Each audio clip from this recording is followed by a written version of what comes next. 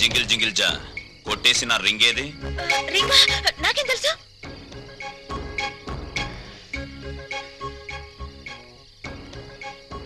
మర్యాదగా వేలుకున్న రింగ్ ఇస్తావా లేదా? వెడ్డింగ్ రింగు బెడ్ మీద కూడా తీయకూడదని మా దొడ్డమ్మ చెప్పింది. ఇలాంటి వెధవ స్క్రీన్ ప్లేలు చెప్పే మా అమ్మని బాబుని టెంప్ట్ చేశావు. వాళ్ళు ప్రొడ్యూసర్ డైరెక్టర్లు అయిపోయి పెళ్లి సినిమా తీసడానికి రెడీ అయిపోతున్నారు. మంచిదేగా, పెద్ద హిట్ అయిపోద్ది. నేను చక్క తణుకులో సంబరం చేసుకోవచ్చు. పిచ్చి వేషాలు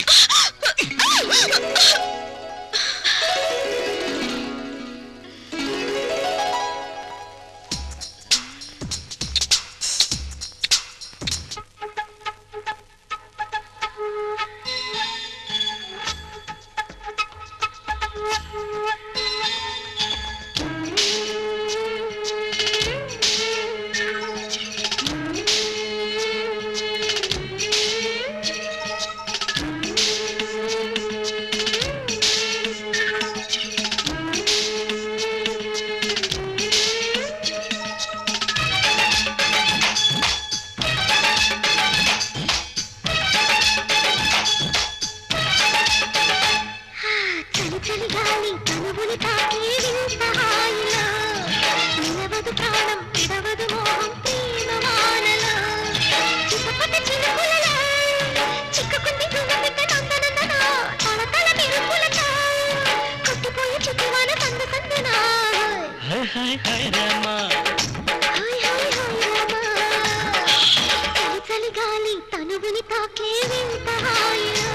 నిలవదు ప్రాణం విడవదు మోహం ప్రేమ వానలు.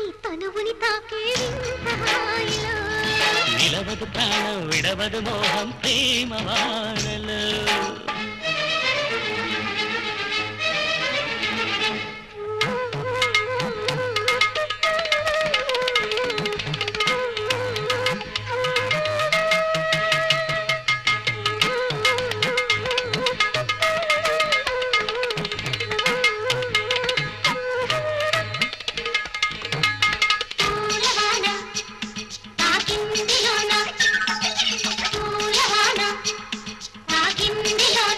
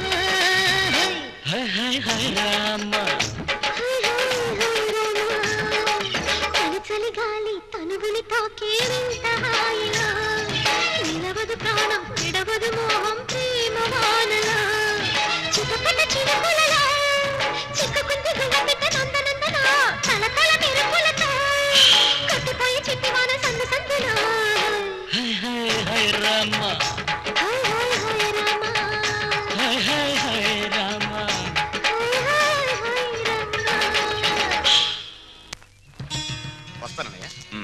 రేయ్ ఆ? ఇల్రా. ఏంటన్నయ్య? జేబేది, జేబులో పెన్ ఏదిరా? అది మర్చిపోయావా? Useless fellow. బ్రదరు రండి. ఏంటండి? ఇదిగో బారే. ఆ. రేయ్ ఏంటండి దోపిడీ? స్పీడ్ గా రాసేయడం కాదు, ఎంత రాసామన్నది ముఖ్యం. అలా ఏంటండి అన్నయ్య? All the best. ఏంటయ్యా జేబులో పెన్ను లాగేసుకున్నావు? పోలీసుల చేతుల్లోంచి గన్ లాక్కుంటేనే దిక్కులేదు, పెన్ లాక్కుంటే గిజగిజలాడతావేంటయ్యా? అయినా నీ పెన్ ఎంత ఉంటుంది? మహా ఉంటే 10 రూపాయలు. 50 ఇస్తా, నీకేమైనా అభ్యంతరమా? అండి 50కే దండమా? అందుకు కాదు సార్, మీ తమ్ముడికి పెన్ను ఇవ్వాల్సిన అవసరం, అది వెంటనే సంపాదించే తీరు చాలా గొప్పదండి. Real you are great. టైంకి పెన్ తో కనబడినందుకు నీకు థ్యాంక్స్.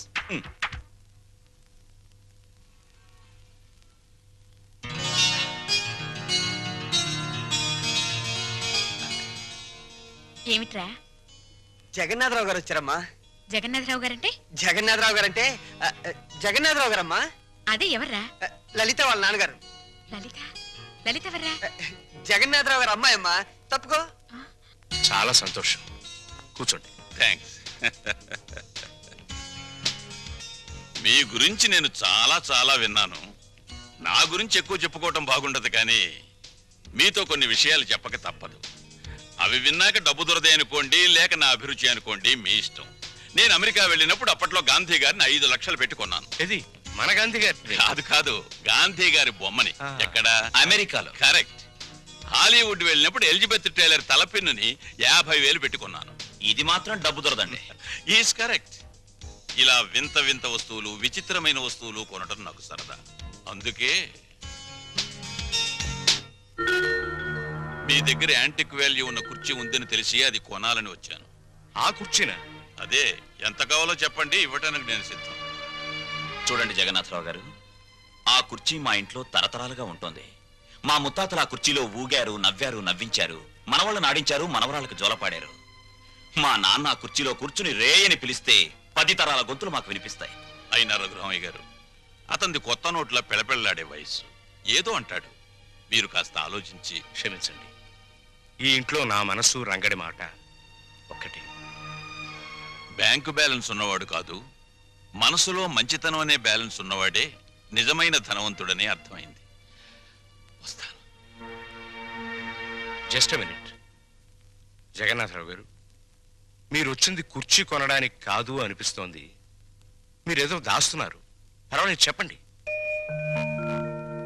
మీ అబ్బాయి రాము ఇతనే కదూ? అవును. నా ఒక్కగాను ఒక్క కూతురు మీ వాడు ప్రేమించుకున్నాడు.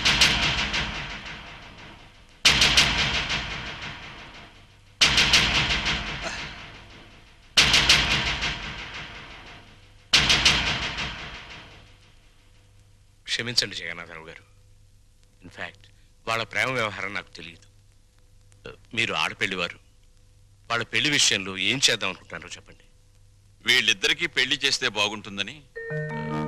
తప్పకుండా జరిపిద్దాం. కానీ ఒక్క విషయం. ఏమిటి? నేను ఇక్కడికి వచ్చింది మా అమ్మాయిని మీ ఇంటికి కోడలిగా పంపించాలని కాదు, మరి మీ అబ్బాయిని మా ఇంటికి అల్లుడిగా తీసుకువెళ్ళాలి. అంటే పెద్దవాణ్ణి ఇల్లరికం చేసుకోవాలని. అంతేగా అన్నయ్య గారు? అంతేనమ్మా, అంతే. అంతే ఏంటండి? అంతే. తల్లిదండ్రులు పిల్లల్ని కనేది అమ్ముకోవడానికి కాదండి. అంతగా కావాలంటే మీరే మా ఇంటికి రండి, మీ కూతురుతో పాటు. బాగుందయ్యా. వ్యాపారాలు వదిలి నన్ను రమ్మంటావా? బాగుందండి. మమకారాలు చంపుకుని వాణ్ణి పంపంటారా? కూతురు తప్ప కొడుకులు లేనివాణ్ణి. అల్లుడు నా కొడుకు కావాలని, నా ఆస్తులకు వారసుడు కావాలని అనుకున్నా. లక్షలు ఇస్తానన్నా ప్రాణం లేని కుర్చీనే ఇవ్వటానికి ఒప్పుకొని మీరు ప్రాణం ఉన్న బిడ్డను మాత్రం ఎలా ఇస్తారు? అది గ్రహించే ఈ సంబంధం వదులుకోవలసి వస్తుంది. వస్తా.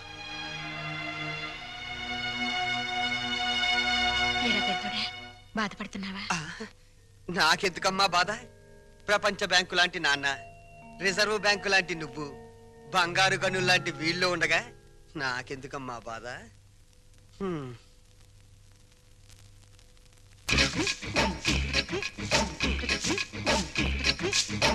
అరే చోటమియా, పని చేస్తున్నావా? ఏం కనిపించట్లా? వారు నా కోడికలో ముళ్ళ పందిలాగా నీకు ఏకలు నెక్కబరుచుకునే గాని నీ బుర్రలో ఏకంత కూడా గుద్దు లేదురా. తెచ్చి సన్నాసి, మనం ఓ కష్టపడి పని చేయకూడదు, పని చేస్తున్నట్టు యాక్టింగ్ చెయ్యాలి. మన ఇద్దరికి జైల్లోకి రాగానే చెరో చీపురు ఇచ్చారా మరి ఇప్పుడు నీది చూడు నాది చూడు నాది చేతిలో పెట్టినప్పుడు ఎట్టుందో ఇప్పుడు కూడా నా చీపురు అట్టాగే ఉంది కాబట్టి దీంట్లో నీతి వాక్యం ఏంటి చీపురు అడిగినంత మాత్రంతో శిక్ష తగ్గదు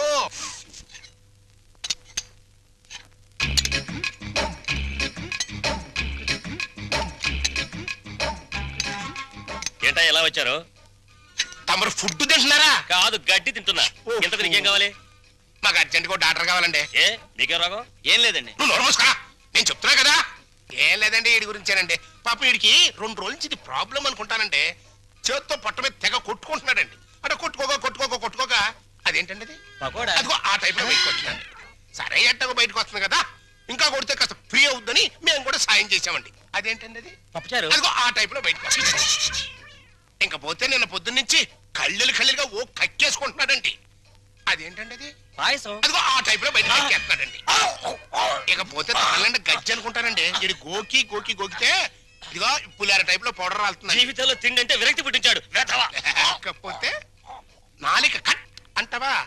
ఇక నీ జన్మలో ఫుడ్ జోలికి పోలేవు. That is Paparao. ఇంకా బదరా, నువ్వు మా చెడ్డోడి పడేమియా. బతుకులో బాగుపడాలనుకున్నవాడు నేను మంచోడినా చెడ్డోడినా అని ఆలోచించకూడదని నా కీప్ చెప్పిందిరా.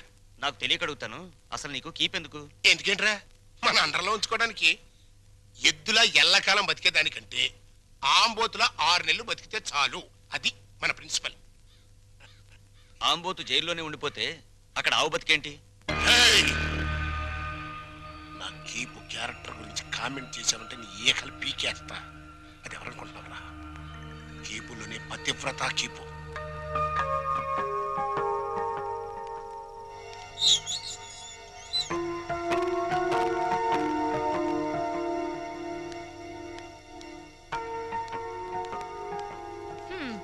నా కూతురు కుర్రాన్ని వేసుకుని నీ బస్సు ఎక్కుద్దయ్యా. రేట్ ఎంత అవుద్ది? హెడ్కి 5 రూపాయలు. ఓ నీ హెడ్, నా కూతురు ఆ కుర్రాడే ఎక్కుతారు, మిగతా ప్యాసింజర్లు ఉండరు. ఇప్పుడు రేట్ ఎంత అవుద్ది? సీన్ అర్థమైంది. వాళ్ళు బస్ ప్యాసింజర్లు కాదు, లాడ్జ్ ప్యాసింజర్లు అనమాట. రైడింగ్లు కూడా ఉండవు. 3000 అవుద్ది. సరే నీ రేటు నాకు అనవసరం. నా రేటు 5000. ఓకేనా? నమస్తే.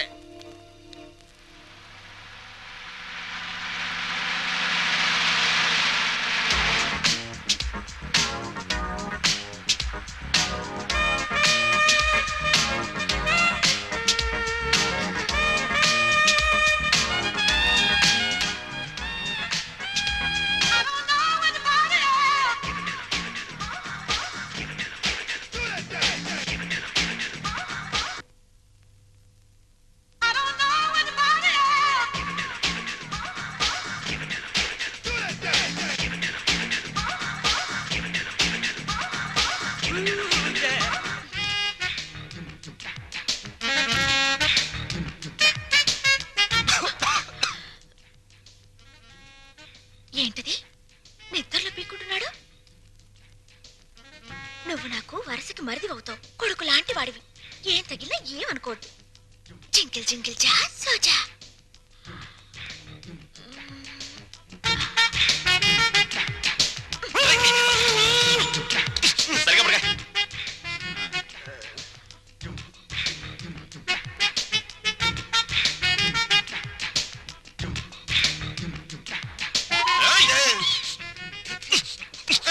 సరిగ్గా పడుకోలేవా?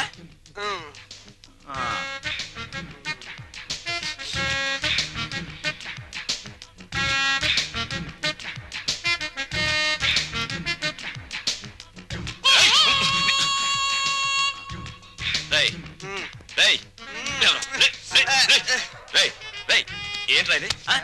ఏంటిది? Red line. రెడ్ లైన్ కదా? నీ బార్డర్ అదే కదా?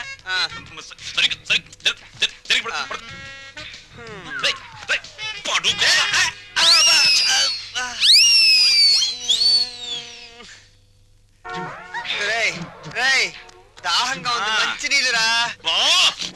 ఫ్రిడ్జ్ లో ఉన్నాయిరా.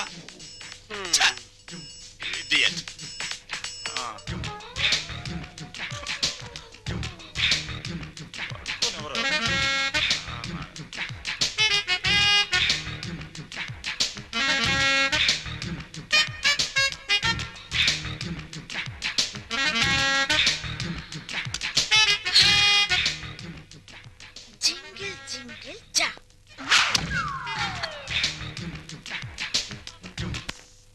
రంగా, ఒరే రంగా, తలుపు తీరా. రంగా, రంగా, నిన్నేరా. ఏమిట్రా తలుపేసుకున్నావు? వీడు బయటికి వెళ్ళడం తెలుసు. అది వరస.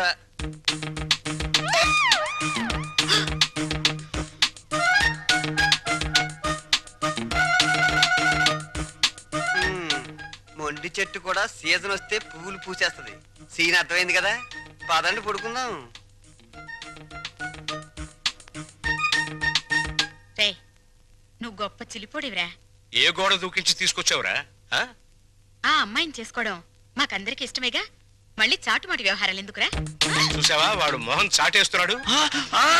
ఏ, ఏ, ఏ, ఒరే నాన్న, నువ్వు ఆ పిల్లని ఎందుకు తీసుకొచ్చావో నాకు తెలుసురా. ఇంట్లో వాళ్ళందరికీ నీ ప్రేమ చాటి చెబుదామని. అవునా? అక్కడికి నేను చెప్తూనే ఉన్నాను బాగోదని. అయ్యిందేదో అయ్యింది, రండి కాళ్ళకి దండం పెడదాం. ఓ పని అయిపోతుంది. ఇక్కడ ఆపే.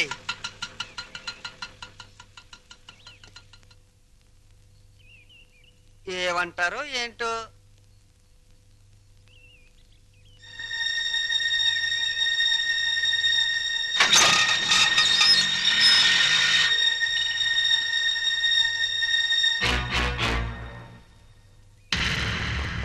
ఇక్కడ సీను మొత్తం నీదే.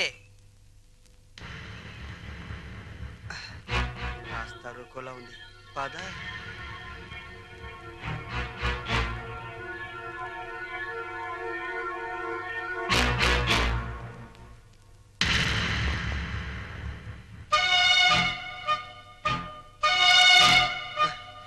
జగన్నాథరావు గారు అమ్మాయిగా ఈ పిల్ల ఫోన్ చేసి నన్ను రమ్మంది.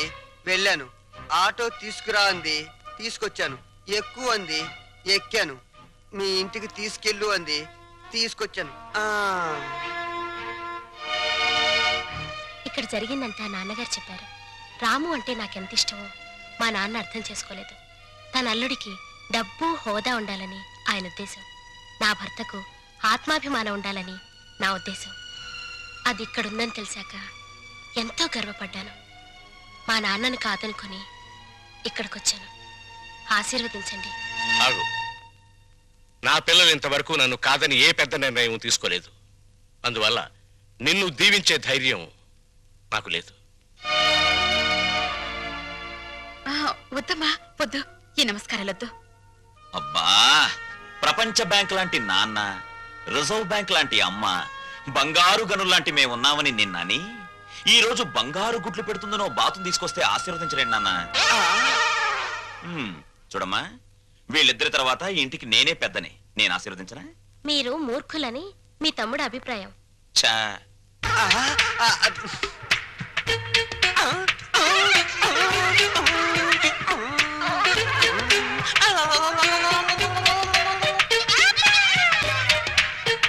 సందు దొరికితే నీతి నిజాయితీల మీద ఆవేశంగా ఉపన్యాసాలు ఇస్తారని, తిరగబడిపోయి తన్నులాటకు దిగిపోతారని కూడా చెప్పారు. నా గురించి కూడా ఏదైనా బ్యాడ్ గా చెప్పాడా? ఈ ఇంట్లో మీకంత సీన్ లేదన్నారు. నా గాలి తీకే నేనేదో ఒకటి మాట్లాడాలని ఈ ఏదో ఒకడు వాగాను. ఆగు. మమ్మల్ని నమ్మించి ఈ ఇంట్లో ప్రవేశించి మా వాణ్ణి మీ ఇంటికి లాక్కుపోతే? బంగారానికి గీట్రాయి ఉంటుంది. అది ఒకసారి బంగారం అని తేలాక మళ్ళీ ఇత్తడిగా మారే ఆస్కారం ఉండదు. మీరు కొన్నాళ్ల పాటు గీట్రాళ్ళుగానే ఉండండి. నాకు పెళ్లి కూడా అక్కర్లేదు. నేను ఇత్తడి కాదు అని తేల్చుకున్నాకే మీ కోడలుగా స్వీకరించండి. చూడమ్మా, మీ నాన్నగారికి నీ మీద ఎంత ప్రేమో ఆయన ఇంటికి వచ్చినప్పుడే అర్థమైందమ్మా. పిల్లల సుఖ సంతోషాల గురించి కన్నవాళ్ల కంటే ఎవరు ముందు ఆలోచిస్తారమ్మా. నువ్వు కనపడలేదని మీ నాన్నగారు ఎంత కంగారు పడుతున్నారు. మీరా ఎంతసేపు అయింది వచ్చి? మీరు అమ్మాయికి హితబోధ చేస్తున్నప్పుడు మా అమ్మాయి గుడిని వెతుక్కుంటూ వచ్చింది. దేవుళ్లను చూసింది. 100 రూపాయి నోటి మీద గాంధీ బొమ్మ లాంటి వారు మా బావగారు. లక్ష్మీదేవికి కేర్ ఆఫ్ అడ్రస్ మా చెల్లెమ్మ. మా అమ్మాయి ఎంతో అదృష్టవంతురాలు. నా తల్లి ఈ ఇంట్లోనే ఒక తల్లి, తాతమ్మ కూడా కావాలని నా ఆశ. వస్తాను.